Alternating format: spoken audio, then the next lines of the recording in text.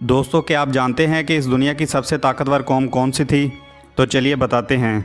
अल्लाह ताला ने कुरान पाक के अंदर एक कौम का जिक्र फरमाया जिनके बारे में कहा जाता है कि ना इनसे पहले कोई इतना ताकतवर था, ना ही उनके बाद उन जैसी ताकत किसी को मिली।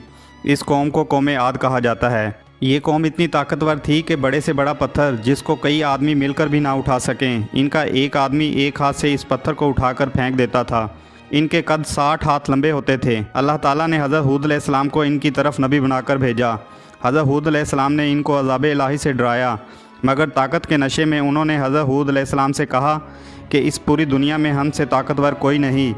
जब कौम आद की नाफरमानी हद से तजावुज़ कर गई तो अल्लाह ताला ने एक स्याह बादल अज़ाब की शक्ल में भेजा।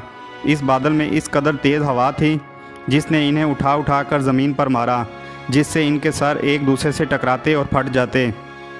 इस तरह कौम आद का एक एक आदमी मरकर फना हो गया।